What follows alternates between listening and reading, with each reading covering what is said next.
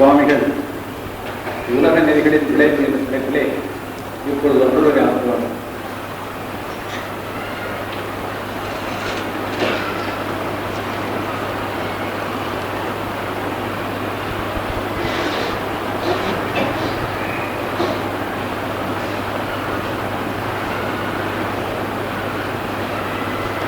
விளைவு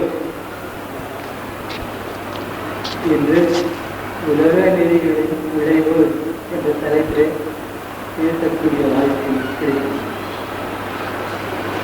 உலக நெறிகள் நாம் அறிந்த நெறிகள் பல. உண்மை நெறி ஒன்று. நெறி எதற்கு?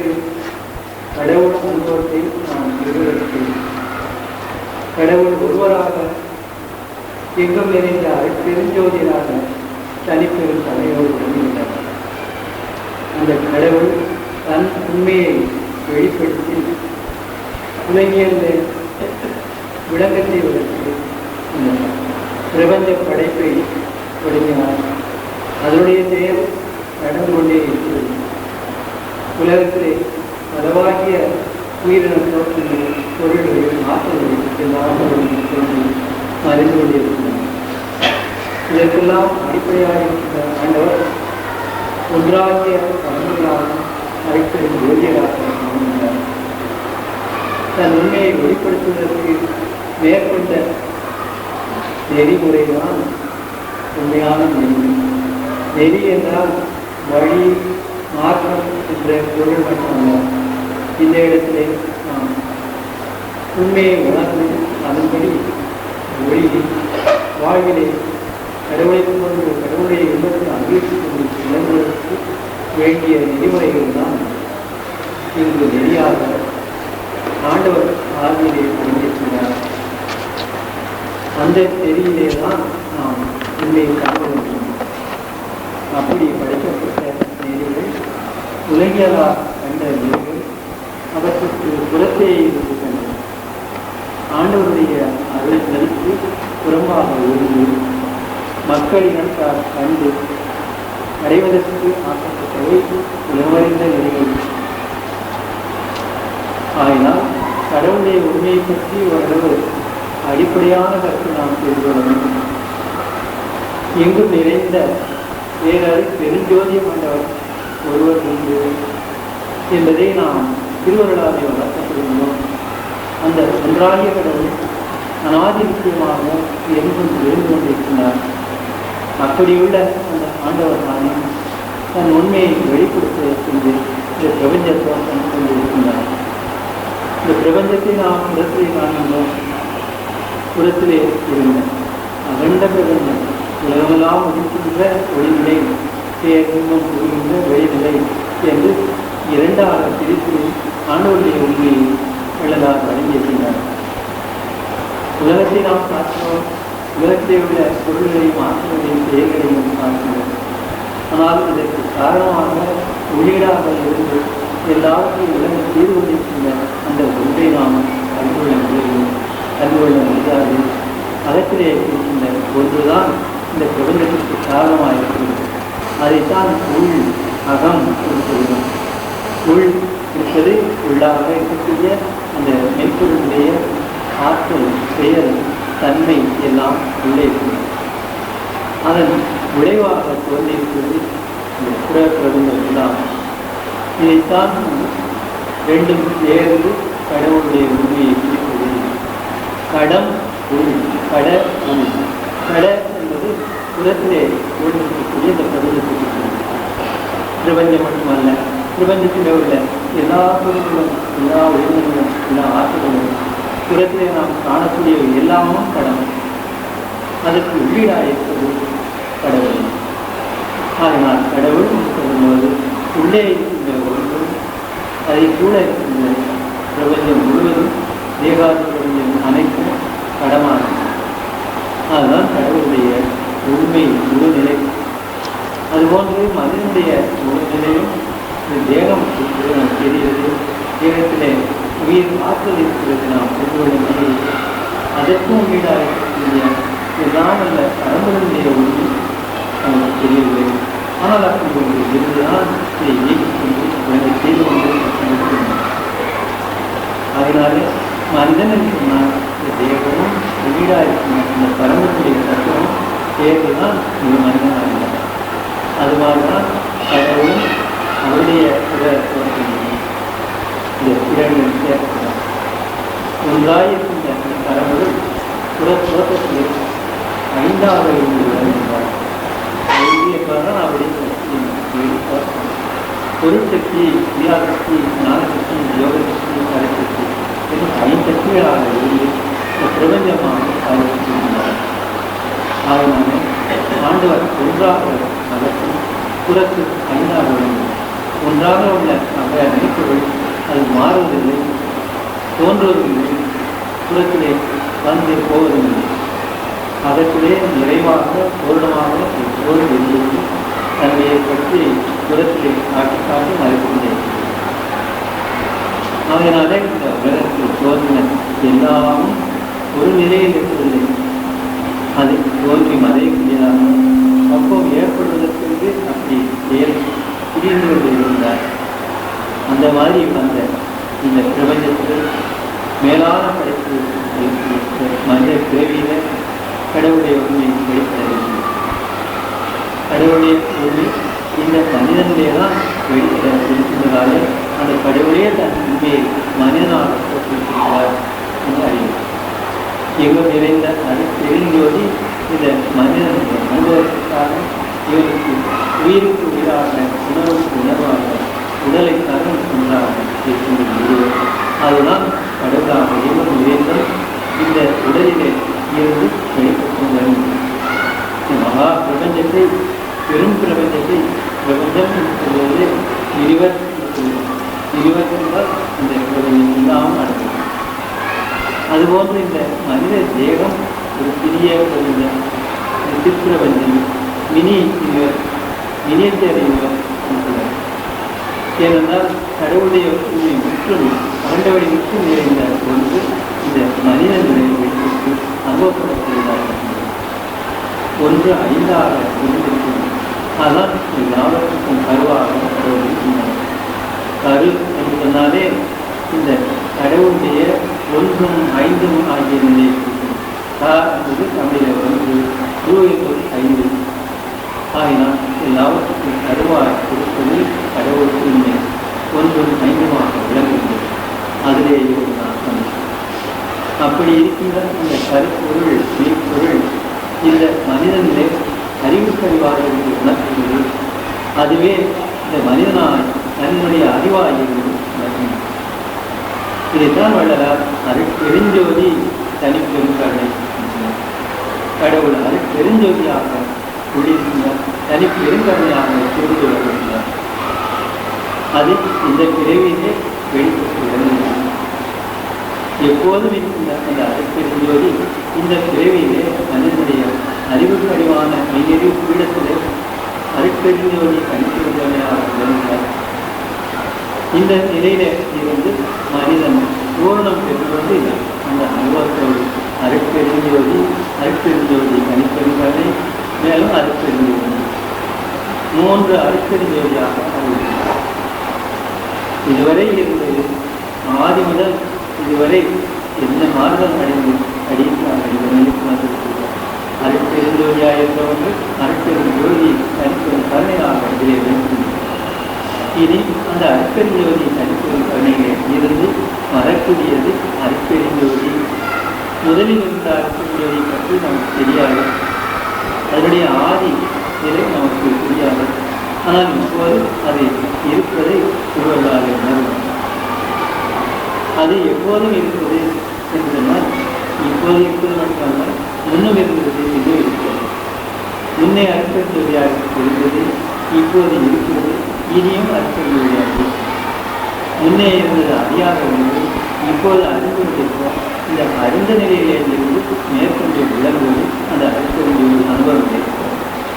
அதுதான் மனிதன் பெற வேண்டிய முடிந்த விளைவு. அருட்பெருஞ்சோதி அனுபவம் ஒருவருக்கு உண்டாக வேண்டும். ஆகினாலே அவர் இந்த மெய்யறிவு பீடத்திலே அது பிறனுடைய சுத்தங்களிலே எழுந்தடி விளங்குகிறார். ஒன்றுதான் கடவுளுடைய உண்மையாக இருக்கிறது. அதைத்தான் உள்ளதால் மகாபதேசத்தில் மகா மந்திரமாக வெளியிட்டுள்ளார். அருட்பெருஞ்சோதி அருட்பெருஞ்சோதி அளித்திருந்தார்கள். அருட்பெருஞ்சோதி அருட்பெருஞ்சோதி முதலிலே இருப்பது ஆதிமுக்கியமான ஒன்று முதலாக அமைந்து இப்போது அதில் அருட்பெருஞ்சோதி தனிப்பெருந்தன்மையாக மனிதனுடைய சில நடுநிலை இருந்து விளங்குகிறது. அந்த நிலையிலே இருந்து அனுபவிக்கும் போது அந்த அருட்பெருஞ்சோதியை தான் இவனுக்கு அறிவுக்கு அறிவாக உயிருக்கு உயிராக உடலுக்கு தோற்றத்தை கொடுத்து கொண்டு இருக்கிறது. அதுதான் இவன் உள்ளிருக்கின்ற ஒளி. அதான் மனிதனுடைய உண்மையை கடவுளை இருக்கும். அந்த நிலையிலே இருந்து வாழ்ந்தால் உள்ளிருக்கின்ற இந்த கர்மனுடைய உண்மை முக்கியம் இவனுடைய அறிவாக உயிராக உடலாக நிறைந்திருக்கிறது. அப்போதுதான் இந்த தேகமே சுத்த தெய்வமாகி கடவுளுடைய உண்மையை அறிவித்துக் கொண்டு அருட்பெருஞ்சோதி தனிப்பெருந்தன்மை அனுபவத்தோடு இந்த முடியும்.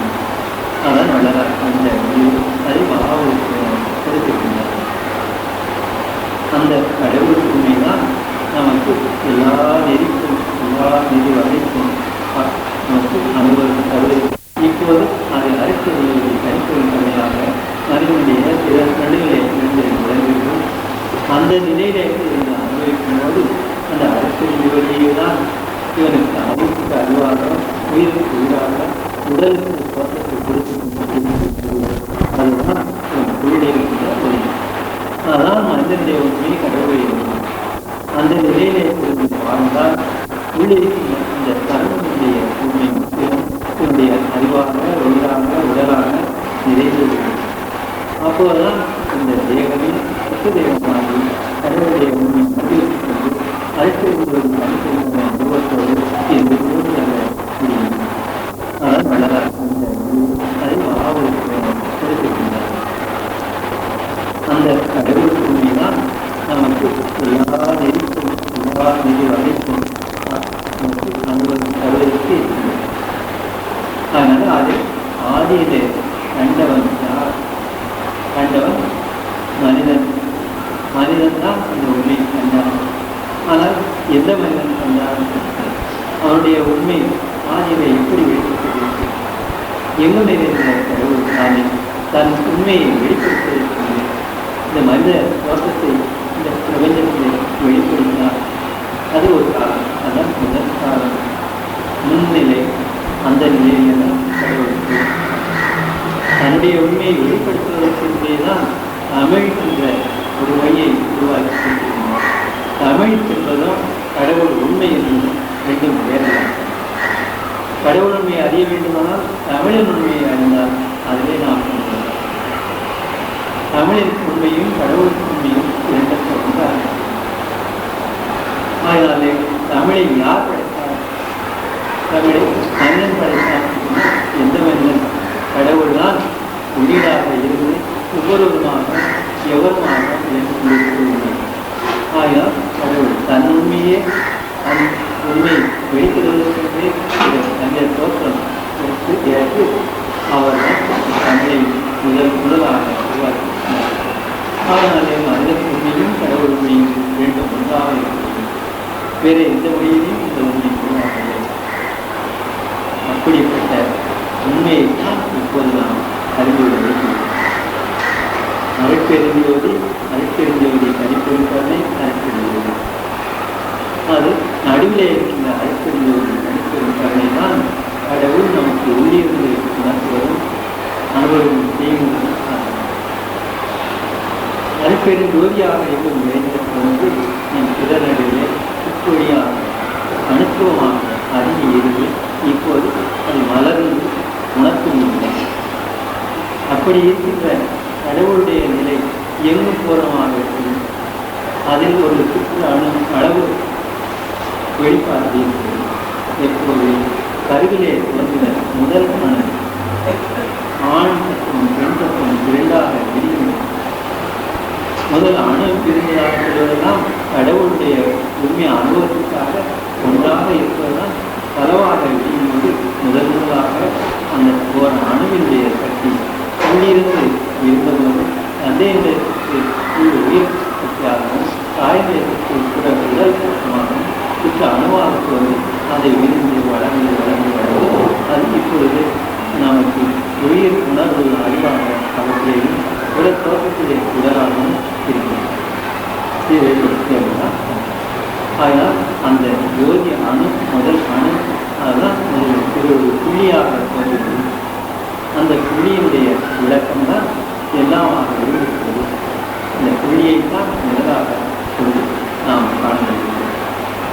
புள்ளி என்பது சாதாரண ஒரு சுற்று வைக்கிறோம், அதுதான் புள்ளி என்று இருக்கிறோம். அது மட்டுமல்ல, புள்ளி என்பது கடவுளுடைய உண்மையை குறிக்கின்ற எங்கும் நிறைந்த அரசியல் ஜோதியே நம் சில நடுவிலே ஒரு சன்னமான கோடு ஒன்று, மிக மெல்லிய கோடு ஒன்று இருக்கிறது. அதுதான் புள்ளி என்று சிறு கோடு ஒன்று மேலே மிக சன்னமாக கீழே கடித்து மனிதன். அது எதை போல என்றால் அதை கொஞ்சம் பெரிதாக்கி பார்க்கும்போது தீபத்துடர்வோன்னு இருக்கிறது. அதுதான் புள்ளி. தீபத்துடர் எரியும் போது கீழே பெருத்து மேலே இருக்கிறது. அது போன்றுதான் இருக்கிறது அந்த புள்ளி. அந்த புள்ளி ஒன்றாக இருக்கிறது. அதிலே இருந்துதான் இல்லாமல் கொண்டிருக்கிறது. அந்த புள்ளியைத்தான் முன்னோர்கள் எங்கும் நிறைந்த கடவுளை உணர்த்துவதற்காக, அந்த கடவுள் தன்னுடைய உண்மையை தானே வெளிப்படுத்திக் கொள்வதற்காக அதை இந்த மனித தேகத்திலே சில நடுவில் இருந்து ஒளி செய்ய அதனுடைய பிரதிக்காக சில நடுவுக்கு நேராக நெற்றி கண் என்ற ஒன்று விளங்கினது. அந்த நெற்றி கண் மூலமாக அகத்தையும் புறத்தையும் காணக்கூடிய ஆற்றல் இந்த ஆதி மனிதனுக்கு இருந்தது. இந்த ஆதி மனிதன் தான் சிவனாக இருந்தான். சிவனுடைய உண்மை கொண்டு விளங்கினான். அப்படிப்பட்ட தோற்றம் ஆதியிலே தோன்றினான். அவன்தான் எங்கும் நிறைந்த ஒளியை தந்தை ஜோதியாக கண்டிருந்தான். அகத்திலே இருக்கும் ஒளியை அதான் நமக்கு சிற்றொழியாக அவன் கண்டிருக்கின்றான். அகத்திலே இருக்கும் கடவுள் ஒளி தன்னமாக இருக்கக்கூடிய சிற்றொழியாக வேண்டும். அதுதான் அறிக்கை கருணை. அதுதான் புள்ளியின். அந்த புள்ளி தான் எல்லாவற்றுக்கும் ஆதாரமாக இருக்கிறது. அந்த புள்ளி ஒரு அனுத்துவமாக இருந்தது. தோடு போன்று ஜோதி சுடர் போன்று தனது சுடர் தான் அதற்கு ஒரு அடையாளம். அதைத்தான் புள்ளின்னு சொன்னார். இந்த புள்ளியில் இருந்து விரியும் போது மலருக்கு விரியும் போது ரெண்டு பக்கம் ரெண்டு நடுவில் இருந்தால் அந்த ஒளி அதை தாண்டி இருபுறம் மலர்ந்த ஒளி இல்லை அந்த வாங்கி. அதனால அந்த ஒன்றாகிய புள்ளி முப்பார் புள்ளி ஆயிடுச்சு. இதுதான் தமிழிலே ஆயுத எழுத்து தனிநிலை. இந்த உண்மை ஒளிதான் புள்ளியாக இருக்கிறது. அதைத்தான் ஆயுத எழுத்து. முதலில் அந்த ஆயுதம் ஒரு புள்ளியாக கோடாக தெரிந்தது. அது விரிந்த போது திரிசூலமாக விரிகிறது. ஆயுதம் இந்த எழுத்து நாம் 3 புள்ளிகளாக வைத்து காட்டுகிறோம். அந்த 30 புள்ளி என்பது ஒன்றாகிய வேல் போன்று இருந்ததாலே வேலாயுதம் என்று சொல்லுவோம். வேல் என்ற பேர் எதற்காக சேர்க்கப்படுது? அதுதான் வெல்லும் தன்மையுடையது, வெற்றியை வழங்கக்கூடியது. அதனால் வேலாயுதம் அது பிரகாசத்தோடு விளங்கினது. அதனாலே தான் அதை வாழாயுதம் வாழ்த்தாங்க. அதைத்தான் அல்லாட சொன்னது நேற்று குறிப்பிட்டது. கல்தோன்றி மண் வந்தார் காலத்திலே முன்தோன்றி மற்ற படங்களில் அதில் அவர்கள் கையிலே கொண்டு வந்தது வாழ். கல்தோன்றி மண் வந்தார் காலத்திலே வாழோடு முன்தோன்றி மற்ற படங்களி. அதுதான் ஆதி மனிதனுடைய நிலை கடவுளுடைய. அந்த வாழ் என்பது பிரகாசப்படுகிறது. மற்றபடி புறத்தில் இருக்கிற ஆயுதம் அதுவும் ஆயுதம் தான். அதனால உள்ளிருக்கின்ற அந்த வேலாயுதமாக வாழாயுதமாக இருந்தது கடவுளுடைய உண்மையை நமது உண்மையாக அது செயல்படும் போது அது 3ஆக இருந்து செயல்படுது. 30 புள்ளியாக இருந்து அதை செயல்படுத்தும் போது 3ஆக கையை பிடி கீழே இருக்குது. அதை எடுத்துக்கொண்டு திருப்பும் போது அந்த புள்ளி 1ஆக புள்ளி மேலே கீழே இருக்குது. அப்படி இருக்கிறது. அதனால்தான் தலைவிழா மாறும்போது அந்த ஆயுத எழுத்து பிரணவமாக ஓங்காரமாக மாறும். ஓங்காரத்தில் மேலே 2 சுழி, கீழே ஒரு சுழி. அது திருப்பினால் மேலே ஒரு சுழி, கீழே ஒரு சுழி. அதான் வேல்நிலை 1000 ஆகும். மேலே ஒரு கீழே 2, அது 1000 ஆகும். 1000 செயல்படும் போது அது பிணமாக ஓங்காரமாக, ஓங்காரத்தை முளையெழுத்து என்று சொல்வார்கள். அதிலே இருந்து எல்லாம் முளைத்து.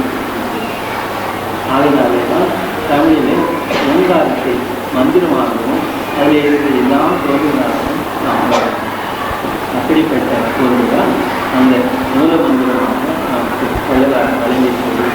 உள்ளிருக்கின்ற அந்த ஒளிநிலை கடவுளுடைய உண்மைக்குள்ளே உணர்ந்து அந்த ஒளியிலே இருந்துதான் எல்லாம் தோன்றியிருக்கிறது. ஆகையால் அங்கே இருந்து செயல்படக்கூடிய கடவுள் தூய்மையை நாம் இப்போது உணர்கிறோம். அந்த நிலையிலே இருந்து நாம் தோன்றியிருக்கிறோம். நம்முடைய உண்மை அதுதான். ஆனால் அந்த உண்மையை நாம் இங்கிருந்து உடல்நிலையிலே இருந்து உணர்கிறோம்.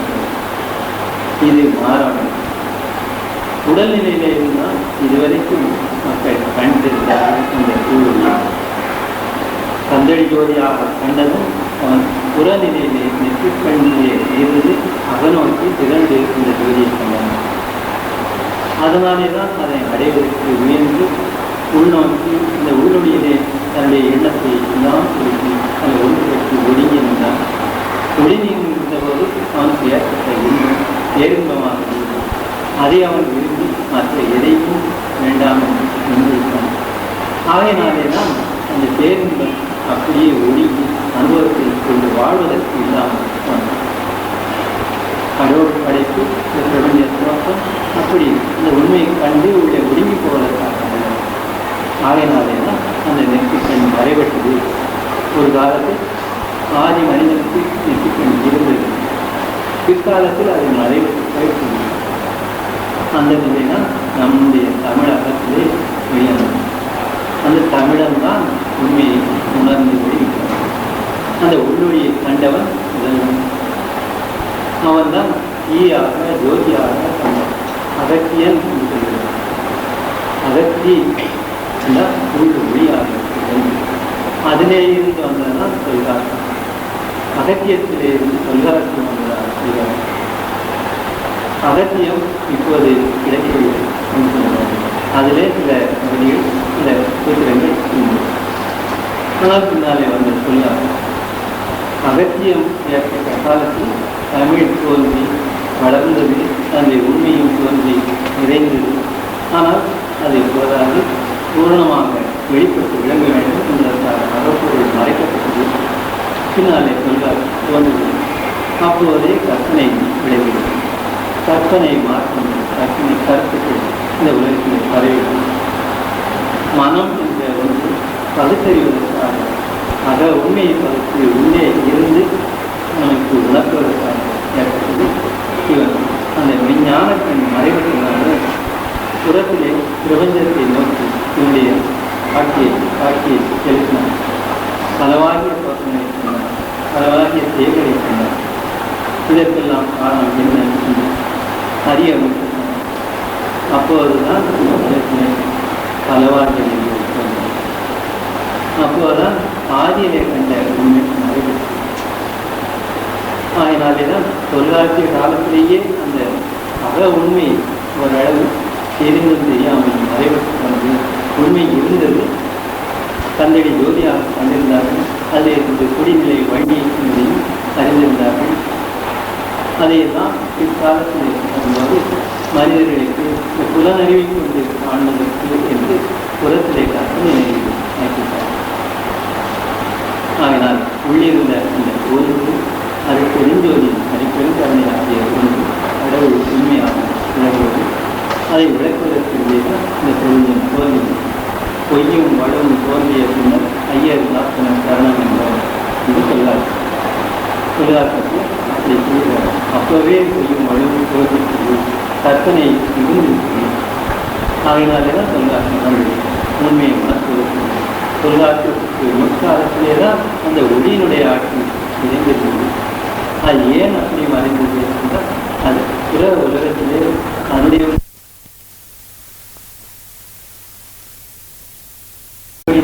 எல்லா தெய்வமாக இருக்கிறது மலையாளங்கள் தோற்றுகின்றன. இந்த உள்ளொழியை உள்ளவாறு நாம் உணர்ந்துவிட்டால் அதை நாம் உண்மை கடவுளாக கொண்டு அதனை பெறுவதற்கு உண்மை. ஆனால் முன்னோர்கள் தொல்காப்பிய காலத்திலேயே அந்த உள்ளொழியை திருப்பெண்ணாராக கண்டார்கள், கண்டு அடைய முயன்றார்கள். அவர்கள் வகுத்தறிவை கொண்டேறி அது பழமையான நிலைதான். அதிலே தான் எல்லா இலக்கணமும் இருக்கின்றன. இலக்கணம் என்பது தன்னை தன்மை, இலக்கியம் என்பது தன்னை உண்மை. கடவுளே நமக்கு இலக்கியமாக இருக்கிறார், அவருடைய அருளே நமக்கு இலக்கணமாக இருக்கிறது. அதுதான் நமக்கு தன்னை தன்மை. அதை உணர்வதற்குள்ளே தான் இந்த உடல் நமக்கு கொடுத்திருக்கிறார். இந்த உடலில் 3 விதமான நிலையை இருக்கிறது. கண்ணாலே பார்க்கக்கூடிய உடல் கருவுடல், தூர சரீரம். இதற்கு அடுத்து இதற்கு உள்ளீடாக இருக்கக்கூடியது அது சூட்சமாக இருக்கிறது. கனவிலே நாம் பல காரியங்களை செய்வோம், பல இடத்தில் போவதாகவும் பலரை பார்ப்பதாகவும் தோற்றுகிறது. அதெல்லாம் சூட்ச தேவத்திலேயே அதற்கும் உள்ளீடாக இருப்பது நமது ஆராதேகமான ஆன்மீகம். இந்த 3 தேக நிலையும் ஒவ்வொருவருக்கும் உண்டு. நாம் உட வடிவத்தை மட்டும் சாதாரணமாக தெரிந்து இருக்கும். மற்றதை ஓரளவு கனவிலே எல்லாரும் சூப்பநிறுத்தி பற்றி தெரிந்து அதற்கு மேலே ஈழ்ச்சி வருவது இந்திய காரணம். ஆகிய 3 மெய்யை எழுத்து சொல்வது இதைத்தான் ஆதியாக வைத்து தமிழிலே உருவாக்கியிருக்கிறார் மெய்நிலை. அதனாலே மெய்யின் எழுத்துக்களை 3 வகையாக இருக்கிறார். வல்லினம், மெல்லினம், இடையினம். வல்லினம் என்பதுதான் புறத்தில் இருக்கிற தூரத்தை இருக்கிறது. மெல்லினம் என்பது சுப்படி இருக்கிறது. காரண தெய்வமாக இருக்கிறதான் இடையினம். அந்த மாதிரி கடவுளுடைய உண்மையை இந்த தேகத்தை 3ஆக நமக்கு காட்டியிருக்கிறார். இதுபோன்று உயிர்நிலை 2 வகையாக இருக்கிறது. உயிர்நிலையில் ஒன்று நாம் புறத்திலே அறிவிக்கக்கூடிய மூச்சு காற்று ஜீவசக்தி மூக்கின் வழியாக நுழைந்து செயல்படுத்திக் கொண்டே இருக்கின்றது. அது நாம் தெரிந்த உயிர். மூச்சு இல்லைனால் அங்கே உயிர் இருக்கிறார். ஆனால் இந்த மூச்சுக்கு காரணமாக உள்ளது என்று புறத்தில் இருக்கின்ற காற்றை உள்ளே இழுக்கவும் உள்ளே நமக்கு வேண்டிய சத்தை விளைத்துக் கொண்டு வேண்டாதை விடுவதற்கும் எது நமக்கு ஆதாரமாக இருக்கிறது. உள்ளே இருந்த அந்த ஆண் ஜோதி கடவுள் போய் அங்கே இருந்துதான் இந்த உயிர் சக்தியை இழுப்பதும் விடுவதுமாக. ஆயினாலே அந்த ஒளிநிலையிலே இருக்கின்ற உயிர் மாற்றம் அதுதான் நித்திய ஜீவன். புறத்திலே இருந்து தோன்றி மறைக்கூடியது அனித்திய ஜீவன். ஆகினாலே மிகுந்த ஜீவனாக ஒன்று குற்று எழுத்தாக, ஒன்று நெடிலாக இருக்கிறது. தமிழில் உயிர் எழுத்துக்கள் இப்படி அமைந்திருக்கிறது.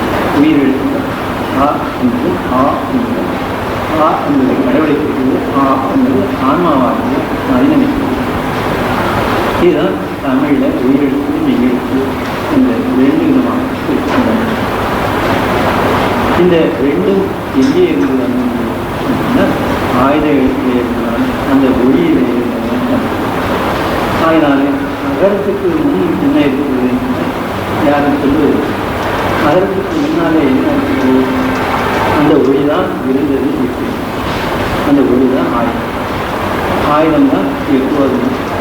ஆனால் அந்த நகரத்தினுடைய உண்மை நமக்கு வெளிப்பட்டு விளங்கும்போது தான் அதில் 12 நிலை கடந்து 13வது நிலையில அந்த ஒளியினுடைய கேட்கிறது. ஆகினாலே தான் உயிர் சக்தியை 12 எழுத்துக்களை நாம் பேசுகிறார்கள். 12 உயிர் 18 மெய்க்காக வைத்திருக்கிறோம். இதெல்லாம் நாம் கொண்டு பார்க்கும்போது தமிழினுடைய உண்மையும் மனிதனுடைய உண்மையும் 2 ஒன்றாக இருக்கிறது என்று அறிவிக்கிறோம். இதனாலே தான் அந்த தமிழ் என்ற சொல்லிலேயே கூட 3 விதமான மெய்யும் இருக்கிறது, 2 உயிர் இருக்கிறது.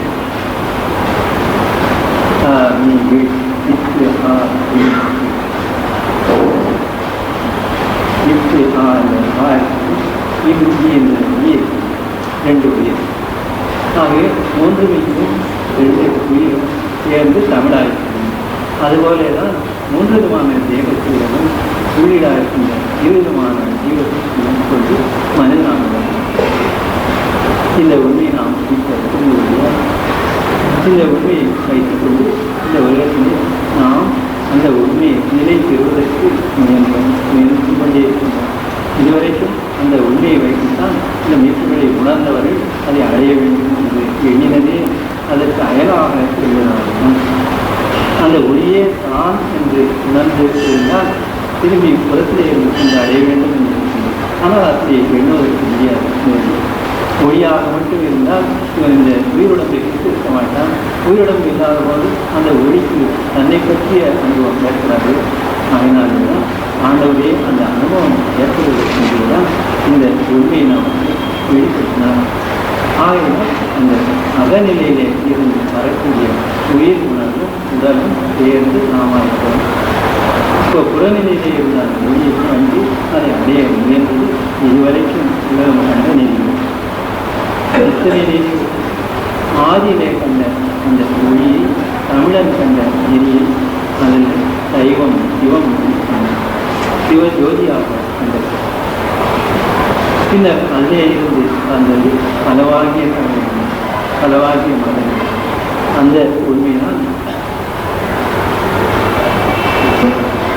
அந்த உண்மையை வைத்துத்தான் மதங்களை எல்லாம் நாம் காண்கிறோம். ஆண்டவருடைய உண்மை ஒன்றாக இருந்தது. அந்த உண்மையைத்தான் சிவம் என்று சொன்னார்கள். ஏன் அந்த சிவம் என்றால் அந்த கற்பனை ஆதி மனிதன் பதத்திலே கண்ட அந்த ஒளியை சிவமாக கற்பனை செய்த கருத்து எங்கும் நிறைந்த பேரொளி தீ என்ற எழுத்தாக இருக்கப்பட்டது. இதில் ஜோதியாக எங்கும் நிறைந்த இந்த பரம்பரை அதனுடைய தன்மை அருட்தன்மை. அருட்தன்மை தான் வா என்ற எழுத்தாக வந்தது. ஆகையினால எங்கும் நிறைந்த ஜோதியை நம் மெய்யறிவிலே அருள் உணர்வாக எடுத்துக்கொண்டோம். ஆனால் இவர் என்பது நம் திறனடு இருந்து இந்த ஒளியை நாம் அறிந்த ஒரு இலக்கணம். அந்த ஒளிநிலையிலே இருந்து நாம் இந்த உலகத்திற்கு வாழ்வதுதான் மகர மெய்யாக. இந்த தேகம் இந்த மகர மெய்யாக இருக்கிறது. ஆகினால்தான் சிவம் என்பது ஒளியிருந்து எடுத்துக்கொண்டு ஆனால் புறத்திலே இருந்து நாம் காணலாம். சிவம் என்ற சொல் தீவாயும் புறத்திலே ஆகாசம் நிலையாக அதில் உள்ள காற்றாக அந்த காற்றில் அடங்கிய ஒளியாக இருக்கிறது. அதனாலே சிவம் என்ற பொருள் நாம் புறத்திலே இருந்து கண்ட அந்த ஜோதி நிலைக்கு அந்த ஒன்றாகிய சிவம்தான் எக்காலம் இருந்தது என்பது நாம் புறத்தில் இருந்து கண்ட நினைக்கிறோம். இதைத்தான் ஆதி சிவமாக கொண்டாடும். அந்த சிவ ஜோதியைத்தான் பின்னர் பலவாகிய தெய்வங்களாக கட்டினார். அப்படி உள்ள இந்த சிவஜோதியை கண்டு அடைவதற்கு இன்று வகுக்கப்பட்ட நெறிமுறை இருப்பார். அந்த நெறிமுறையிலே சைவம் இல்லாமல் சைவத்தை நாம் சிவனை அடையக்கூடிய நெறியாக காண்கிறோம். ஆனால் அந்த சைவத்திலேயும் பிற்காலத்திலேதான் அதற்கு அன்பு நெறியாக சிவம் என்ற சொல்லுக்கு அன்பு என்ற சொல்லை வழங்கினார். அதற்கு முன் பெரும் ஜோதியாக கண்டு அதை அடையவில்லை. ஆனால் சிவ ஜோதியாக கண்டவர்கள் பிற்காலத்திலே அன்பினாலே தான் அதை அடைய முடியும் என்று அந்த ஜோதி அன்பாக சிவனை அன்பு வடிவனாக ஆக்கி கொண்டார். அதை வைத்துக் கொண்டுதான் நம் சைவம் தலைத்திருக்கிறது. சைவ சித்தாந்தம் வளர்ந்திருக்கிறது. சைவ சித்தாந்தத்தை குறிக்கப்படுவது அந்த கடவுள் ஒருவரே தான் எல்லாமாக உள்ளவர், உள்ளவர், அவரை அடைவதுதான் நம்முடைய குறிக்கோள் என்று வைத்துக் கொண்டார். சிவம் என்பது பதியாகவும் அதை அறிகின்ற நாம் ஆன்மாவாக உள்ள நாம் பசுவாகவும் அந்த பசு பந்தத்திலே இந்த தேகம் உலக மாயை இதை கட்டுப்பட்டு இருக்கிறதாலே இது பந்தம் அது பாசம் இருக்கின்றது. பதி பசு பாசம் ஆகிய மூன்றாக அந்த கடவுளே தான் இப்படி எழுந்திருக்கிறார் என்று இப்போது நாம் காண்கிறோம். கடவுள் வேறு, நாம் வேறு, இந்த உலகம் வேறு. பரம் ஜீவன் தேகம் இதை வைத்து மாதிரி சொன்னார். ஆனால் இப்போது நாம் அந்த பறவையை தான் எல்லாமாக இருக்கிறோம். அந்த உண்மையை நாம் இப்போது காண்கிறோம். அதனால சிவத்தினுடைய உண்மையை அவர்கள் கண்டு அகத்திலே கொண்டார்கள்.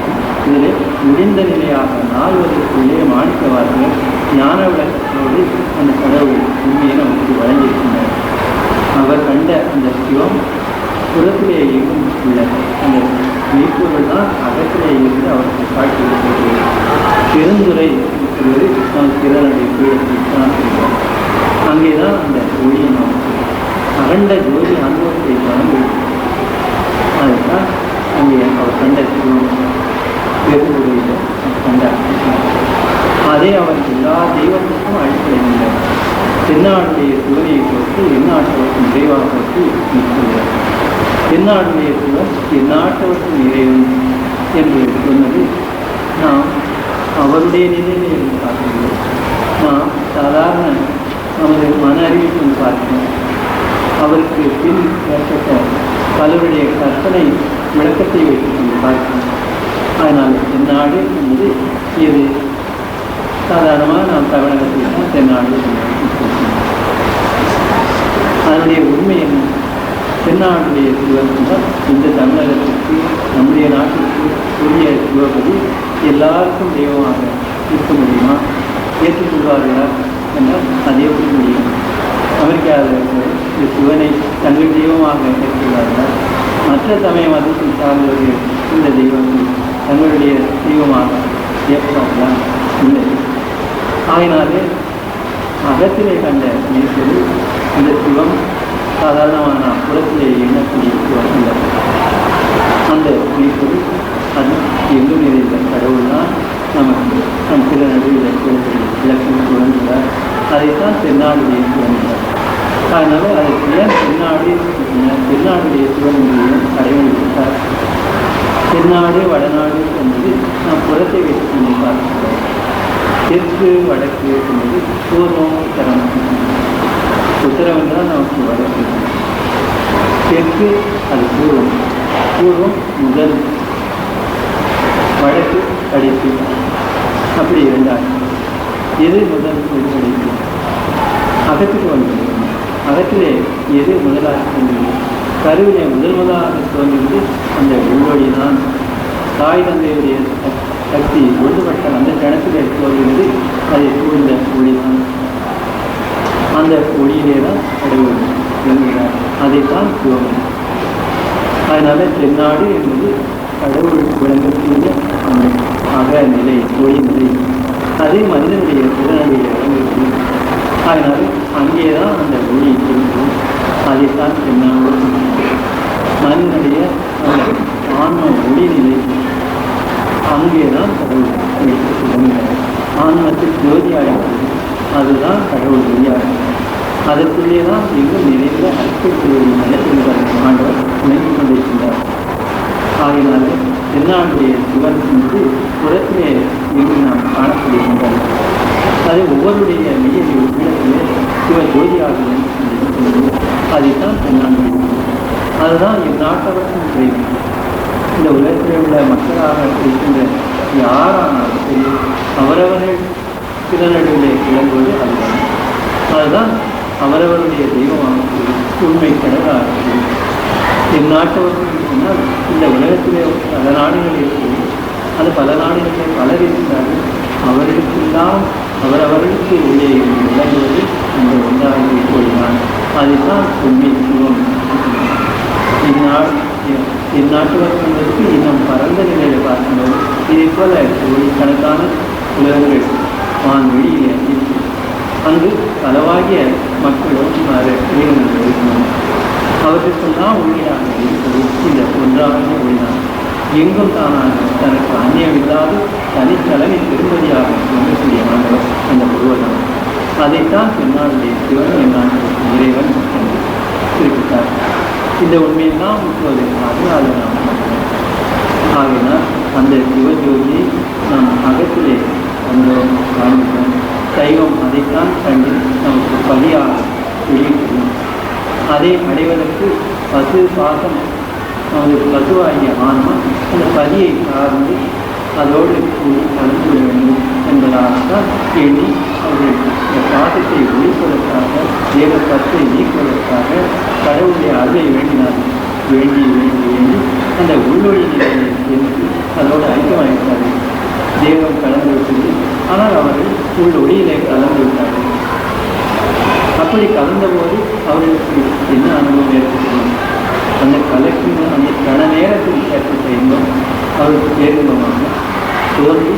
அந்த கணத்தில் மின்னல் போன்று பழுப்பு அடித்து மறைந்து அவ்வளவுதான். அதனாலே அந்த பேரின்ப நிலை வாழ்வு அவர்கள் கண்டார்கள். அதிலே இருந்து அனுபவித்துக் கொண்டே வாழ்வதற்கு வழியில்லை. ஆகையினால்தான் அந்த நிலை அவர்கள் கண்டது புறமாற்றம், புறநிலை. அகத்திலே இருந்து வாழக்கூடிய மாற்றம் வல்லதாரிலேதான் முடியாது. ஆனால் இதுவரைக்கும் கண்ட நெறிகளெல்லாம் சைவமாதி மற்ற நெறிகளெல்லாம் புறத்திலிருந்து கண்டது. புறத்திலிருந்து கண்ட மாற்றங்களெல்லாம் ஒன்று சேர்ந்து இப்போது அரைப்பெருஞ்சோதியை சத்திய ஞானத்தாலே சத்திய ஞான சபையிலே காட்சி கொடுத்திருக்கிறது. அந்த நிலையை நாம் உணர்ந்து கலந்து அதுவாக இருக்கிறோம். புதிதாக ஆக வேண்டியதல்ல, அதுவாகத்தான் இருந்து அந்த நிலையிலே பொருந்தி வந்து விளங்குகிறோம். ஆகையினால் அதை அடைவதற்கு என்று புறத்திலிருந்து முயன்று அதை பிரிந்து கலந்து மறைந்து விடுகிறது. அதுவாக இதை உணர்ந்து அந்த நிலையிலே வாழ வேண்டும். அதுதான் அகமார்க்கம். புறமார்க்கம் அகமார்க்கம் என்று அகத்திலே இருந்து வாழக்கூடிய முறை அங்கு மார்க்கம் என்பது வழியது. அங்கே இருந்து எப்படி வாழ வேண்டும் என்பதுதான் வள்ளலார் சொல்கிறார். ஆகினால் புறமார்க்கம் எல்லாம் நம்மை அந்த உங்களுடைய நிலைக்குள்ளே சேர்த்து நம் நாட்டிலே விளக்கக்கூடிய சைவம் தான் மற்ற நெறிகளுக்கு ஆதாரம். சைவமுதான கடாந்தங்கள் மாற்றங்கள் தன் மாற்றங்கள் அதெல்லாம் வந்து ஒன்று சேர்ந்து இதே போக உலகத்தில் பன்மாற்றங்கள் சைவம் போக புறநெறிகள் எத்தனையோ. சைவம் வைக்கும் இந்திய வந்து 6 தான் முக்கியமாக இருக்கின்றன. சைவம் வைக்கும் ஜனாபத்தியம் சாத்தம் கௌரம் கௌமாரம் என்ற 6 நெறிகள் இருக்கின்றார்கள். ஆனால் இது போக புறநெறிகள் எத்தனையோ வந்துச்சு. பௌத்தம் இஸ்லாம் கிறிஸ்துவம் இன்னும் எத்தனையோ மதங்கள் வந்துச்சு. அவ்வளவு மதங்களும் அந்த ஒன்றாகிய ஒளியைத்தான் முதலாக வைத்து அதை அடைவதற்கு அதெல்லாம் இப்போது அருட்பெரும் ஜோதியாக சத்தியஞான சபையிலே காண்கிறோம். இந்த அருட்பெரும் ஜோதியும் சத்தியஞான சபையினால் இப்போது அமெரிக்காவிலே தாமரை கோவிலே ஜோதியாக காட்டுகிறோம். அதை சூழ்ந்து தண்ணீர் நிலைகள் தண்ணீர் அறைகளாக அமைத்து மத தலைவர்களுக்கு ஒவ்வொருவர்களுக்கு கொடுத்து அவரவர்களும் அந்த ஒளியை கண்டு அவரவர்களுடைய தெய்வமாக போற்றக்கூடிய நிலையை அங்கு காட்டியிருக்கிறார்கள். அவர்கள் எல்லாம் சேர்ந்து கண்டது 4 அந்த ஒளிவழிதான். ஆகினாலும் எல்லாருக்கும் பொது இருந்து ஆடுகின்ற அந்த தெய்வம் அந்த ஒன்றாகிய கருத்து அதுதான் நம்மை வாழ்க்கையில். ஆனால் அந்த வெளிப்பொருள் நமக்கு பரம்பரை இப்போது அந்த உண்மையை உருவாகிறது. அதை நாம் இப்போது உணர்கிறோம். முன்பு உணர்ந்து அதை அடைய முயன்றோம். அதனுடைய முடிந்த எல்லையாக வள்ளலார் நமக்கு அழைக்கக்கூடிய சத்தியஞானத்திலே காட்சி கொடுத்தார். காட்சி கொடுத்து இதையெல்லாம் நினைத்து அந்த உள்ளொழியோடு கலந்து இருக்கும்படி செய்து கொடுத்தார். அதுதான் முன்னிலை. இதுவரைக்கும் இருந்ததுதான் முன்னிலை. இதற்கு அடுத்து வந்ததுதான் பின்னிலையாக அனுபவமாகும். முன்பாட்டு காலையிலேயே வருவதற்கானவர் மோசமையை மோசமாக பின்பாட்டு காலையில் நாம் நினைப்பதற்காக இசைகளையும் மொழிகளும் இசையிலே உள்ளது. பின்பாட்டு சின்னத்தால் திருமணிகளுக்குள்ள உலகையும் நம் ஆடியை கூட அலைந்திருந்தால் தன்பாட்டு சுற்றுகளில் நடத்துகிறான சத்தியம் சத்தியமாக சத்தியம் சத்தியமே என்று முன்பாட்டு காலை பின்பாட்டு காலை என்பது கடவுளுடைய உண்மையை அறிந்திருந்த நாள். சத்திகாரத்தாலே அறிந்து கொண்டு அதற்காக ஆக்கப்பட்ட நிலைகளில் வெளிப்பட்ட காலம் அதுதான் முன்பாட்டு. இனி அந்த அகநிலையிலே இருந்து வாழக்கூடிய அது பின்பாட்டு அதில் தான் எல்லா அனுபவம் இருக்கிறது. அதை பலவாறாக வள்ளலார் சொல்கிறார். முன் 2 அடிப்படையில் பின் 2 அடிப்படையில் முன் 2.5 நாளிகை இருக்கிறார். அதெல்லாம் அந்த அகநிலையை தெரிந்து கொள்வதற்கு முன்னிருந்த நிலை இப்போது தெரிந்து அதுவாக இருக்கின்றோம். இனி பின் 2.5 நாளில் காலம் ஏற்பட இருக்கிறது. அதனால வள்ளலார் ஒரு திருப்பத்தை நமக்கு காட்டுகிறோம். வள்ளலாருக்கு முன் இருந்ததெல்லாம் முன் 2.5 நாளிகளாக முன்னிலையாக அந்த மாற்றங்களெல்லாம் புறத்திலிருந்து விரும்பக்கூடியதாக அமைந்தது. இப்போது அந்த அகத்திலேயே விரும்பி வாழ ஏன் அப்படி புறத்திலே இருந்தோம் உச்சென்றதாலே அறிவுரை ஏற்படுத்தினார். புறத்திலே உள்ள இந்த உயிரும் உடம்பும் உலகத்திலே உள்ள எல்லாமும் தோன்றி சில காலம் இருந்து மறைந்து வருகிறது. எதுவும் இருக்கிறது. அணு முதல் அந்த வரைக்கும் உள்ள எல்லாமும் தோற்றமாக மறைவுக்கு இருக்கிறது. ஆகையினால் அந்த நிலையிலே இருந்து தேக நிலையிலே இருந்தும் நமது அறிவு நிலையிலே இருந்தும் மனோநிலையிலே இருந்தும் கண்ட இப்பொழுதுதான் அந்த அகத்திலே இருந்தது இதற்கு வேறாக இருந்தது. ஆனால் இந்த நிலையிலிருந்து அந்த அகநிலையை அடைய புரிந்து உள்ளே கலந்து மறைந்து வருகிறது. ஆனால் இப்போது அகத்திலே உள்ளது முக்கியமானது, அனாதி முக்கியமாக உள்ளது, இயற்கை உண்மையாக உள்ளது. அந்த நிலையிலே இயற்கை விளக்கமாக வாழ வேண்டும். ஆகையினால்தான் அகத்திலே இருந்து வாழக்கூடிய நெறி இப்போது வள்ளலார் நமக்கு வெளிப்படுத்தினார். ஆனால் அதை வெளிப்படுத்தியே வெளியே காட்டிக் கொடுக்கவில்லை. ஏன் என்றால் நாம் இன்னமும் அந்த அகநிலையிலே இருந்து திரும்பவில்லை. புறத்திலே இருந்தேனால் முன்னோக்கித்தான் சென்று கொண்டிருக்கிறோம்.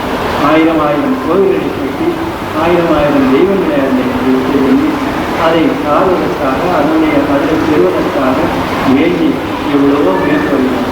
பக்தி மாற்றம், ஞான மாற்றம், யோக மாற்றம், தவ மாற்றம், எத்தனையோ மாற்றங்களை சென்று அதை அடைய முயன்று கொண்டிருக்கிறோம். அதைத்தான் வள்ளலார்கள் முடித்தார். அதை எல்லாம் முயன்று சென்று அடைந்து ஒரு ஒளியாக சொல்லியிருந்தேன். அந்த நிலையில இருந்து வாழ்வதற்குத்தான் இப்போது சிறிதாக அவர் கண்ட அனுபவம். அது வடலூரிலே வெளியாகவில்லை. ஆனால் வெளியே ஆக்கிவிட்டது அவருக்கு மட்டும் அந்த அனுபவத்தை வழங்கியிருக்கிறது. சத்தியஞான சபை சத்திய ஞானத்தாலே சத்தியமான விசாரத்தாலே கண்ட அறிக்கை. அந்த நிலையிலே இருந்த அவர் அரிப்பிரகாசர் ஆனார். அரிப்பிரகாசராக அவநிலையிலே அரிச்செறியோடு இரண்டர் கல்வி விளங்கிக் கொண்டே இருக்கின்றார். ஆனால் அவர் அந்த நிலையிலே இருந்து வெளிப்பட்டு எல்லோருக்கும் அந்த அனுபவத்தை தருவதற்கு சிறிது காலம் கொடுக்க வேண்டியிருந்தது. ஆகையினால்தான் அவர் சித்திவராகத்திலே அறையில் விசாரத்தை கொண்டார். அரிப்பெருஞ்சோதி கண்டேனே ஆனந்தத்தில் நமது உண்டேனே. ஆனந்தத்தில் நமது உண்டவர் அவருக்கு ஏது மரணம்? அவர் ஏன் மறைவது? மரணமில்லை, மறைய வேண்டியது. அப்படிப்பட்டவர் எதற்காக 50 ஆண்டுகள் இருந்து 51 ஆண்டு மறைய நேர்ந்தது? ஏன் மறைந்தார்? அவர் மறைந்தாரா? அந்த மறைத்து கொண்டு உள்ளார், மறைந்து போகவில்லை. அது சன்மார்க்கத்தில் இருந்து காணும்போது அவரையும் காணலாம், அவரையும் உணரலாம். அப்படி உள்ள அவர் சித்திவளாகத்திலே இருந்து தன்னுடைய பூர்ண அனுபவத்தை புலர்த்தி வெளிப்படுத்துவதற்காக ஒவ்வொரு உள்ளத்தையும் அந்த கொள்கையை புதிதாக அவரவர்களுடைய பக்கங்களுக்கு ஏற்றால் போல கொஞ்சம் கொஞ்சமாக உணர்த்தி கொண்டிருக்கிறார். வெகு சீக்கிரத்தில் மனிதனுடைய உள்ளம் பூரணம் பெறுவதற்கு அவருடைய அருள் ஆட்சி வெளிப்படுகிறது. ஆகையினால்தான் அவர் பாதியிற்கும் நிலையிற்கும் ஞானசபையிலே கற்பனையாக கொடுத்தார். அந்த அகநிலையிலே இருந்து பிரகாசராக இருந்து தயவாலே அவர் வாழ்ந்தார். தயவுதான் அவரை அந்த மேல்நிலையிலே வாழ வைக்கிறது. தயவுதான் மனிதனை வாழ்விக்கின்றது. கடவுளுடைய உண்மை அடிப்பெரும் ஜோதியை தான் இப்போது அகநிலையிலே இருந்து வாழும்போது தயவாக விளங்குகிறது. அரிப்பெருஞ்சோதி என்று சொல்வது பெருஞ்சோதி உலகத்தோற்றமாகும் அருள் அகநிலையாக தெரிகிறது. அந்த அருள் உணர்வே நாம் இன்று திரும்பி பார்க்கும்போது அதுவே அருளே தான் கடவுளும் நாமும் ஆகிய ஒன்றாக உள்ளே இருக்கின்றது. அதிலிருந்து இருந்ததான் நமது உயிருடம்பு உலகெல்லாம் அந்த அகநிலையை தான் தயாரியா என்பது இன்னும் நிறைந்த தகராறாகும். சாதாரண ஆகாசம் நாம் கண்ணால் பார்க்கக்கூடிய தகராறாகும் அகண்டவில் மட்டும் நிறைந்த அளவிழந்த உண்மையை என்பது தகராறாகும். அதுதான் அதனுடைய உண்மை. அப்படிப்பட்ட இன்னும் நிறைந்த கடவுள் சாதாரணமாக கருவியை கொண்டு காண்பதோ மனதை கொண்டு உணர்வதோ முடியாதது. அந்த கடவுளை தான் தன் முழு இயல்போடு நம் திறனடுவே இருந்து சித்த அணுவாக வெளிப்பட்டு விளங்குகிறார். அங்கே இருந்தால் நமக்கு உணர்கிறார். அதுதான் யார்? தயா என்பது கடவுளுடைய உண்மையும் நமது உண்மையும் இருவற்ற ஒன்றாக இருக்கின்ற அந்த நிலையில் தான் நாம் தான் தனி. அதை சூழ்ந்து அன்னையிலிருந்து காண்பிக்கின்றதான் தயவோடு கூடிய ஊக்கின்ற எழுத்து தயவு அது. அந்த ஊர் தான் இந்த தொழில் எல்லாம் வேறாத தொழில் அனைத்துமாக இருந்திருக்கிறது. ஆனால் தயவு என்று அகற்றிலே இருந்து நாம் அந்த உண்மையை காணும்போது கற்றுக்கிறோம். அதுதான் வள்ளலார் சுற்றி வராதத்தில் இருந்து மனமில்லா திருவாழ்வு அந்த நிலைமையிலிருந்து அவர் விளங்குகிறார். சாதாரண மனிதர்களுக்கு சொன்னால் ஏற்றாக புரிந்து கொள்ள முடியாது. அவர்கள் புறநிலையிலிருந்து பலவாகிய நூல்களை கற்று பலவாகிய இயற்கைகளை கேட்டு பல சொன்ன உயிர்களை நாம் அறிந்து அந்த உண்மையை புறத்திலிருந்து தான் கண்டிருந்தார்கள். அகநிலையிலே அவர்களே அந்த ஒளியாக இருந்து கொண்டு அனுபவித்தால்தான் தெரிந்து கொண்டால்தான் உண்மை விளங்கும். ஆனால் வள்ளலார் இப்போது அரிப்பிரகாசராக வெளியிருந்து திருவியை சுற்றி கொண்டு நடந்தால் இழந்திருந்தார் என்றால் அந்த அகநிலையிலிருந்து நாம் உணர வேண்டும். அதுதான் அவர் பெற்றார். அவர் பெற்று இருக்கும் கோயில்களிலே அவர் எல்லா மனுஷர்களையும் எல்லா உயிர்களையும் முக்கியமாக மனிதனுடைய ஆன்மாவிலே விளங்குகிறார். அதனால்தான் நாம் அந்த அகநிலையிலே அவரையும் காண்கிறோம், எங்கும் இருந்த பரம்பரையும் காண்கிறோம். இதையெல்லாம் சேர்ந்த இவனும் ஒன்றே நாமாக இருப்பதை உணர்ந்தோம். ஆனால் ஆண்டவர்களுக்கும் அது தெரிந்தவர்கள் அடுத்த வார்த்தைக்கும் நாம் என்றும் சொல்வதற்கு அங்கு ஏறி இருப்பது ஒன்றுதான். ஆனால் இந்த உண்மையை நாம் அறிவாலை அறிந்தோம், உணர்வாலை உணர்ந்தோம். அதை அந்த அகநிலையை பொருளை புரிந்து கொண்டு தயவோடு வாழ வேண்டும். அந்த உருவடியாக இருக்கின்ற நமது உண்மை நிலையாக கண்டு அங்கிருந்து நமது சிந்தனையின் உள்ளம் தேர்வு செய்ய வேண்டும். அப்போதுதான் அந்த உருவை தெரியும். அந்த உருவையை தெரிந்து நம்முடைய அறிவெல்லாம் இந்த உரிமையமாக தீர்வு காணும்போது அதுதான் வள்ளலார். நான் இப்போது இந்த தேகத்திலே இந்த நிலையிலிருந்து எங்கும் நிறைந்த எங்கும் ஒருமயமாயிருக்கின்ற உணர்வை பெற்றுக்கொண்டேன். நான் எங்கும் நிறைவேற்றினேன். நான் எங்கும் அந்த ஒருமயமாயிருப்பதை உணர்கிறேன். அதுதான் பேருடம்பு சொல்கிறார். இதுக்காக எனது எழுதியதான் என்றால் இன்று வந்து நான் இருக்கின்றார் பின்காலம் என்பதை நான் வைக்கின்றேன். பேருடம்பு கலந்துரைப்பை தெரியாமல் இருந்தார். பேருடம்பு என்று மிக நிறைந்தது. அந்த கல்வியார் அதை அங்கிருந்து வளர்க்கிறார். அவரே தான் நம் காண்கிறார். அவரே தான் எங்கே காண்கிறார். வடிவத்துள்ளா வடிவத்துள்ளா அது கற்பனா வடிவம் இல்லையா, கனவு தோற்றம் இல்லையா, அவரை காணலாமா காண முடியுமா என்றால் காண்பது தான் ஒரு மாயாசம். அதுதான் தோன்றி அடையக்கூடியது. உண்மையிலேயே அவரை நாம் காண வேண்டும். ஆனால் நம் உள்ளத்திலே ஒழுக்கமாக இருந்து அந்த உறுதியை சிந்தி அதுவாக ஆரம்பிக்கும் போது அவர் நமக்கு அதை உணர்கிறார், தன்னையே வெளிப்படுத்துகிறார். அந்த நிலையிலே இருந்து வாழ்ந்து வந்தால் அவருடைய தோற்றத்தை நாம் புறத்திலையும் காணலாம். புறத்திலே காண்பது என்பது அந்த தோற்றம் சாமியுடைய தோற்றம் ஆதியிலே எப்படி உலகம் கண்டிருந்ததோ அந்த வடிவத்தோடு இருக்கும். ஆனால் அது அவருடைய உண்மையான நிறைந்த வடிவம் அல்ல. அந்த வடிவத்துக்கு உள்ளிருந்து அது ஆன்மாவில் அகலிருந்து அனகமாக இருந்து அந்த ஒரு உயிரிலே உணர்விலே உலகிலே உலகெல்லாம் நிறைந்த ஒருமையான வடிவம் தான் அழைக்கிறார்கள். அவருடைய உண்மையும் அதைத்தான் நாம் உண்மையாக காண வேண்டும். அந்த வடிவம்தான் நமக்கும் வழங்குவதற்கு இருக்கிறார். அவர் ஒருவருக்கும் பெற்றுக்கொண்டவர்கள் என்றால் கடவுள் எங்கும் போதுமாக எல்லாவற்றையும் சொல்கிறார்கள், எல்லாம் ஆனவராக இருக்கின்றார். அந்த நிலை அனுபவம் பெற்ற அவரும் அப்படித்தான் இருக்கிறார். அதனாலே எவ்வுலகத்திற்கும் இனி நம்ம அருள் அவருடைய எவ்வாறும் எப்படமும் நிகழும் நாட்களிலே எந்த நீங்கள் அரசுகளை ஏற்றி வர வேண்டும். எப்படி செல்ல முடியும்? எங்கும் தானாக இருக்கிறதுனால செல்லாமல் சென்று அங்கங்கே உள்ளவர்கள் கஷ்டப்பட்டுக் கொண்டிருக்கின்றார்கள். அதுதான் உண்மை.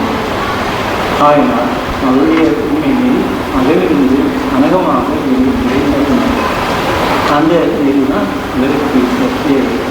அந்த நெறியை பற்றித்தான் நாம் இப்போது ஏற்பதற்காக உலக நெறிகளினுடைய நிலை உலக நெறி இப்போது நம்ம ஏற்படுத்தக்கூடிய பல நெறியெல்லாம் புதுநெறியாக அகற்றுடைய பகுதி. அது என்றும் புதுமையாகவில்லை. அது பழமையை பழமையாக புதுமையை புதுமையாக இருப்பது அது பரம்பொருளுக்கு ஒப்பாது. முக்கியமாக உள்ள பொருள் அந்த நிலையை தான் இப்போது நாம் உலகத்துக்கு காட்ட வேண்டும். அதை கண்டுகொண்டால் உலகம் மூடுவோம். அது இல்லாத குறையினாலேதான் பலவாகிய நிலைகளில் தன் மதங்களை அறிந்து கொண்டு ஒருவருக்கு வேறாக நினைத்து கொண்டு மாறுபட்ட எண்ணங்களோடு மாறுபட்ட கருத்துக்களோடு கண்டித்துக் கொண்டு ஒத்து வாழ முடியாமல் இருக்கிறார்கள். இதெல்லாம் ஒன்றான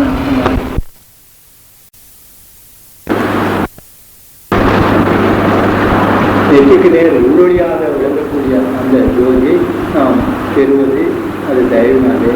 அதை பெறுவதற்காகத்தான் இப்போது மன ஓர்மையோடு உள்ளொழியை அதை நினைந்து கடைசி அதுவாக அதுவாக அந்த உண்மை ஒளியை கொண்டு இந்த உலகத்திலே வாழ்வதுதான் தயவு வாழ்வு. அதற்காக இப்போது அந்த உண்மை பொருளை தியாகராஜனுடைய கருத்தாக கண்டு கலந்து வாழ்கிறோம். அதோடு நாம் இப்போது இதை கொண்டு பைபிளை நோக்கும்போது பைபிளிலே குறிப்பிட்ட அந்த 3:6 இருக்குது. 3:6 தான் உள்விளங்கக்கூடிய அந்த ஆண்டவருடைய உண்மை ஜோதி சுரூபம். வள்ளலார் அதனாலே தான் மகாமந்திரத்தை குறிப்பிடும்போது அருட்பெருஞ்சோதி அருட்பெருஞ்சோதி தனிப்பெருங்கருணை அருட்பெருஞ்சோதி இருக்கிறார். ஒரு அருட்பெருஞ்சோதியில் 6 தனி எழுத்து தனி அத்தை இருக்கின்றது. 3 அருட்பெருஞ்சோதியிலே 18 தான் அந்த ஒளி கண்ணமாக இருக்கிறது. தேக உண்மை கொஞ்சம் விளங்குவது அந்த ஒளி. அதை நாம் துருவ நடுவில் இருந்து உணர வேண்டும்.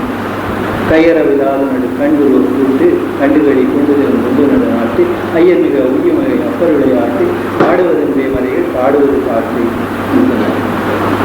அந்த உள்மொழியில்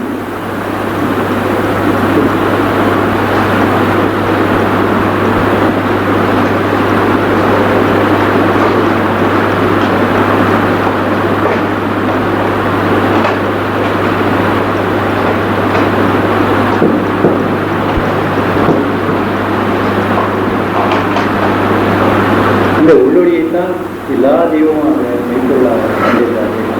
அதைத்தான் 666 என்ற எண்ணாலே பைபிள் குறிப்பிடுகிறது.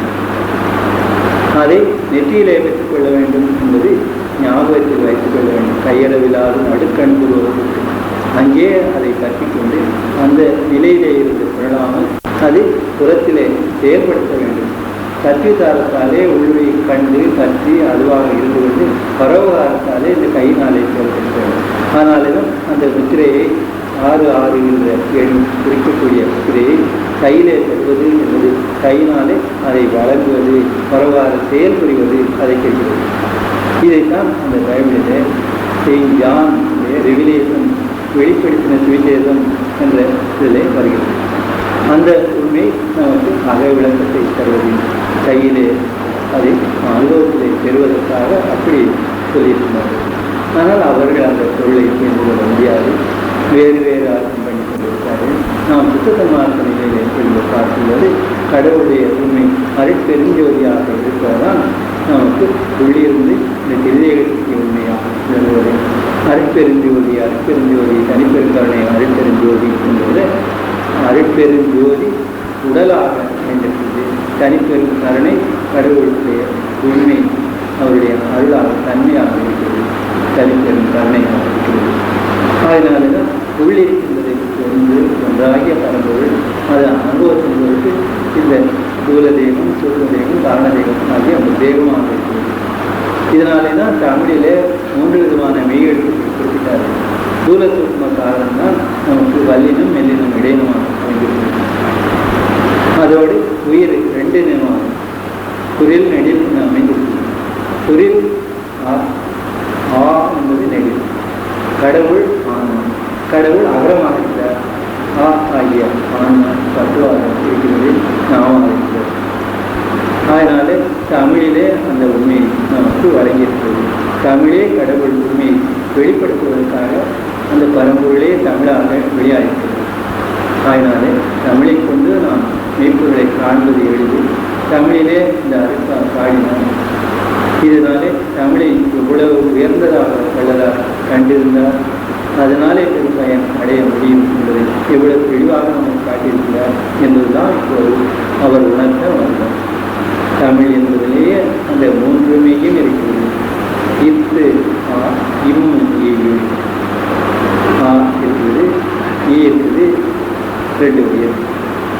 இத்து இம் இழ் ஆகிய மூன்றுமை இதுதான் தமிழ். அந்த தமிழ் தான் இப்போது நாம இருக்கிறோம். அதான் அருட்பெருஞ்சோதி மகாவாக்கியம். அந்த உண்மையெல்லாம் நமக்கு இப்போது தயவின் மூலமாக தெரியுது, கண்டுகொள்ள இருக்கின்றோம். அந்த மூன்று நிலை மூன்று தேகமாக நமக்கு வழங்கியிருக்கின்றார்.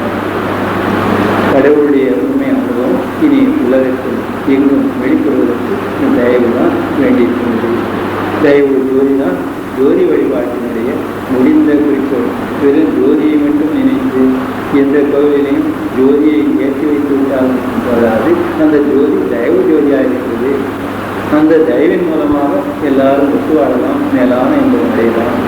அந்த தயவை வெளிப்படுத்துவதற்காக இந்த ஜோதி ஆலயம் இப்போது உலகம் எங்கும் பரவ தொடங்கி இருக்கிறது. அது தயவு ஜோதி ஆலயமாக தயா மொழி விளக்கமாக அமர வேண்டும். அருட்பெருஞ்சோதி தான் தயவு. அருட்பெருஞ்சோதியுடைய உண்மை அனுபவம் அகிலமெல்லாம் பரவ வேண்டும். அதற்கு வள்ளலார் உள்ளே இருந்து தூண்டுகிறார்.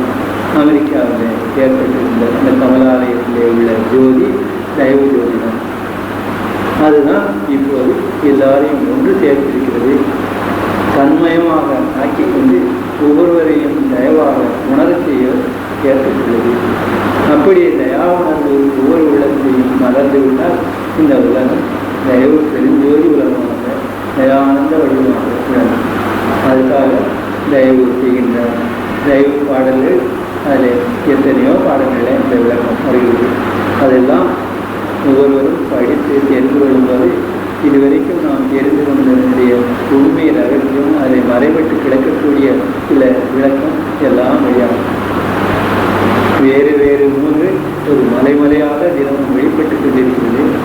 அவற்றின் மூலமாக நாம் பெறுவதெல்லாம் என்ன? கண்டதெல்லாம் அதிசயமே, கேட்டதெல்லாம் பழுதே, கற்றதெல்லாம் பொய்யே நீர், கழித்ததெல்லாம் மீனே, உண்டதெல்லாம் மலமையும் கொண்டதெல்லாம் குறையே உலகே நீர், இதுவரையும் உண்மை அறிந்ததே உண்டதனால் எதினே நீர் அமரசன்மார்க்க மெய்நெறியை கடைபிடித்து மெய்ப்பொருளம் உணர்வு என்றது தம்பலத்தை எந்தையர்களையும் இரவாத வரலாம் நம்புவதலாம் என்றது சம்பளத்தே எந்தையர்கள் அடையும். எண்ணுவதற்கு கருதியான நாம் எதை எண்ண வேண்டும், எதையோ எண்ணி வீழ்த்துவதை கூட அந்த அருட்பெருஞ்சோதி விளங்கும் சிற்றம்பலத்தை நாம் திறனடை விளங்கும் ஜோதி நிலையத்தை எண்ணி எண்ணி அங்கே வாழ்தல், அதுதான் அருள் பெறுதல். மற்றபடி ஆண்டவனை வேண்டி ஏதோ நாம் பெற்றுவிட்டால் அவனுடைய அருள் கிடைத்துவிட்டது, நாம் வேண்டியதை பெற்றுவிட்டோம், அது வரமாக நமக்கு வழங்கிவிட்டார் என்று எண்ணி மறைந்து வரும். அந்த உள்ளொளி அருள் ஒளியை நாம் உணர்ந்து அந்த அருள் ஒளிமயமாக ஆவதற்கு அருளை பெறுவது கேட்டது சம்பளத்தை எந்த அருள் அடையணும். அப்படி அடைந்தால் இரவாக வரப்பெறலாம் என்று விடலாம் என்கிறார். அதற்குத்தான் இப்போது நமக்கு தயவு செய்கிறார். நாம் அந்த தயவு ஒளியை கண்டு கலந்து அல்வாய்க்கு தயவாய் வாழ வேண்டும். தயவின் பெருமை இந்த உலகத்திற்கு பெருவாழ்வை தருவது, பேருந்த வாழ்வை தருவது. அது இனி பரவ வேண்டும், பரப்ப வேண்டும். இந்த சென்னையிலே தயவாலம் என்றால் பெரிதாக கட்டி பெரிதாக கும்பாபிஷேகம் செய்ய வேண்டியது. ஒவ்வொரு கோவிலும் ஒவ்வொரு இடமும் ஒரு சிறு இடமானாலும் அதுதான் நம்ம தயவாலம். ஒவ்வொருவருடைய உள்ளமும் தயவாலயம் ஆகும்.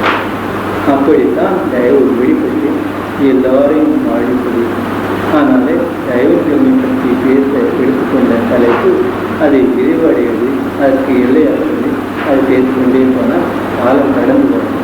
ஆனால் அதை நாம் உணர்ந்து செயல்படுவோம், வாழ்வோம். தயா பெருஞ்சோதி தனித்திருந்த